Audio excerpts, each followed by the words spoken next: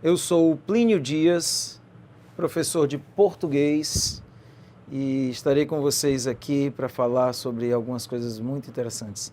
Espero que todos estejam com saúde e vamos lá, gente.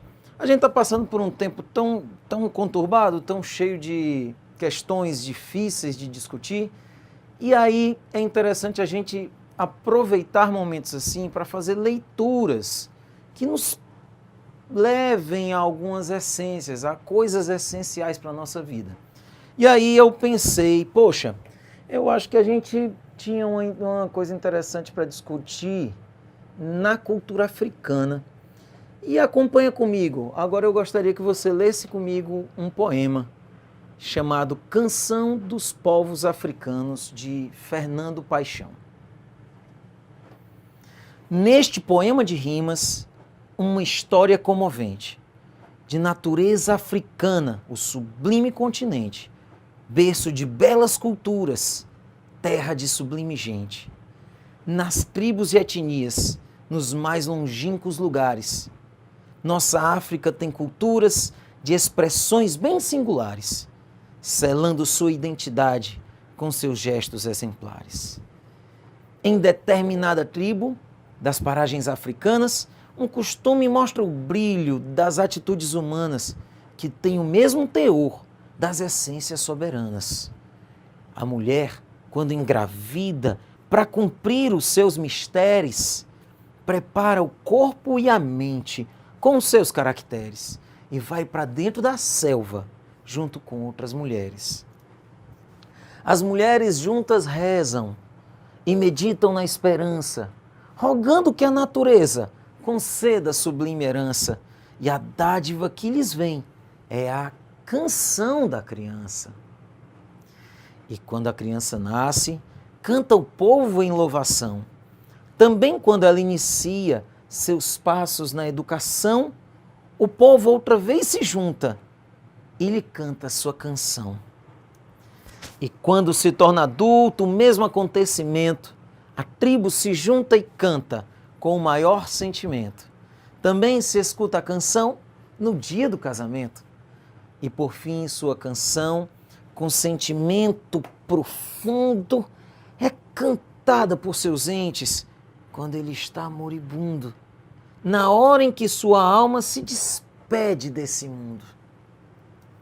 Como no seu nascimento, sua canção é ouvida, assim ela o acompanha na hora da despedida, quando ele faz a viagem desta para outra vida. O que tanto nos fascina, vendo esta comunidade, é o respeito que se tem pela sua liberdade. Cada um tem a canção como sua identidade. O gesto mais comovente que nesta tribo se encerra quando se canta a canção para o indivíduo que erra. Um exemplo que motiva todos os povos da terra. Quando alguém comete um crime, ato aberrante, um pecado, o povo faz logo um círculo no meio do povoado. Dentro do círculo coloca o indivíduo culpado. Então a sua canção, naquele instante, é cantada e vem em sua memória a sua vida passada, e a pessoa que errou por todos é perdoada. Não existe punição naquela comunidade. Enquanto ouve a canção, a pessoa, na verdade, sente no fundo da alma o valor da liberdade. A liberdade sentida, ela é fruto do perdão.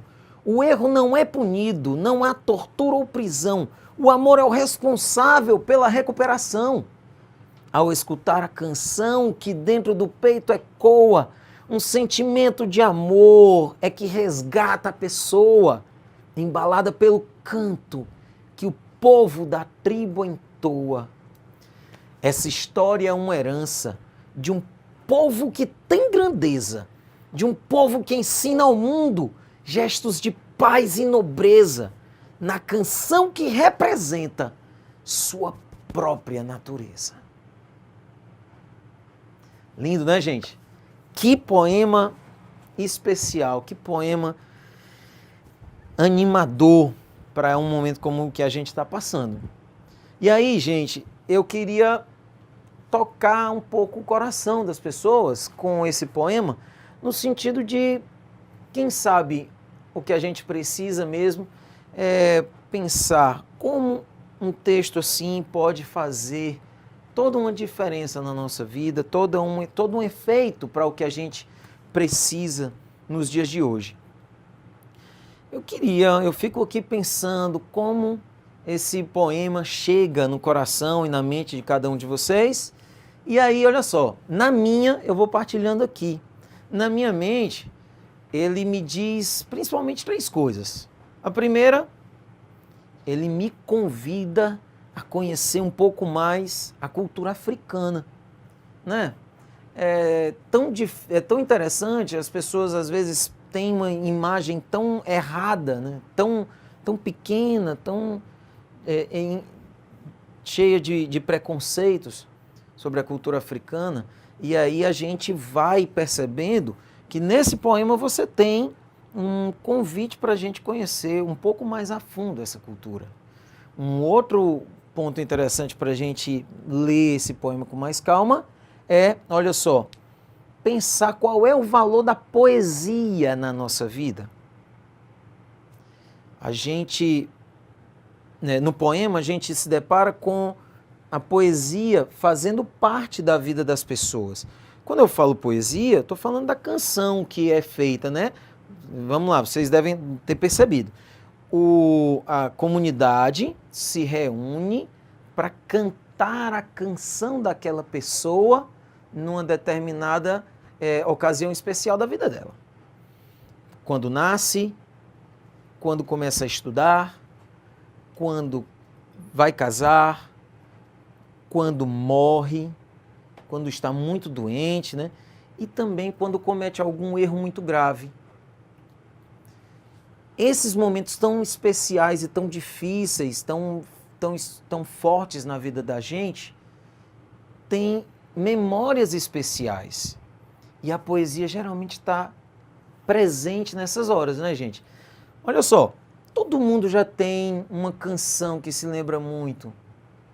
Sabe? Acontece às vezes, você ouve uma canção e se lembra de alguém muito especial. E aí você diz, eita, essa canção é a cara daquele fulano. E é mais ou menos essa experiência, pessoal. A experiência de um poema, uma canção, ligar as pessoas uma com as outras. Uma outra questão que esse poema me toca muito, e eu gostaria que ele tocasse também vocês, é na questão dos direitos humanos, a questão das diferentes noções de justiça humana. Quando a gente está na realidade em que a gente está, nesse mundo que a gente vive, a impressão que a gente tem é que só existe uma sociedade, só existe uma forma de fazer justiça, só existe uma forma de punir os erros. E quando a gente vai mergulhando nesse tipo de leitura, a gente se permite a perceber que talvez a nossa forma de resolver problemas sociais como a violência, talvez não seja a única forma correta, ou talvez seja a forma mais incorreta de resolver problemas como esse.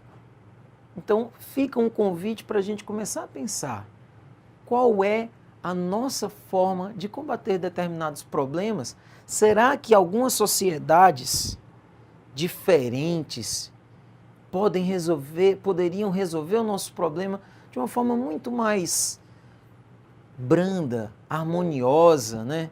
De uma forma que a gente consiga encontrar caminhos mais civilizados para a nossa vida. E essa civilização pode ter grandes exemplos em tribos como as africanas, tribos como as brasileiras, uma vida muito mais comunitária. E aí, dessa leitura temática que o poema está nos proporcionando, eu vou passando agora para uma leitura mais estrutural. A gente vai falar um pouquinho também do tipo de texto que a gente acabou de ler, tá certo? Vamos falar sobre o poema. Vamos investigar um pouquinho esse gênero textual. Poema é todo texto falado, cantado ou escrito, composto em versos. Atenção, gente, muita gente acha que, às vezes, que poema é um texto escrito. Às vezes não. Poema é todo texto falado ou cantado também. Mas a marca principal de um poema é o verso. E o que é um verso? Verso é cada linha de um poema. Atenção para isso, tá? Porque muita gente, inclusive, confunde verso com frase. Verso é cada linha de um poema. Frase não. A gente aprende lá desde cedinho que frase é um enunciado com sentido completo. É diferente. Verso, uma linhazinha. E ela não precisa ter um sentido completo como a frase. O verso, basicamente, precisa ter uma sonoridade. Por quê? O verso é uma unidade sonora. E olha só, gente, um conjunto de versos forma uma estrofe. Tá certo? Quanto mais cheio de recursos sonoros for o poema, mais tradicional ele é. Então, se é um poema com muita rima, né? Ele é bem tradicional. Ele está chegando perto de uma organização que vem de muitos e muitos e muitos anos atrás. E um tipo de poema tradicional é o cordel. O poema, a canção dos povos africanos, que a gente acabou de ler, pode ser classificado como um cordel. Cordel é um poema da tradição muito comum no Nordeste brasileiro, né? E que vem muito marcado por uma relação com as cantorias e com a oralidade também. Então, a linguagem oral dos poemas de cordel é muito forte. O nosso poema aqui faz uma pequena transição, ele não é tão carregado de linguagem oral quanto alguns cordéis tradicionais, tá? E aí fica esse convite para vocês. Vamos ler mais cordel, vamos ouvir mais poemas e canções que toquem no profundo a nossa vida, vamos também pensar um pouco como é a nossa história em relação à cultura africana. Valeu, essa foi a aula do 6º ano, um obrigado.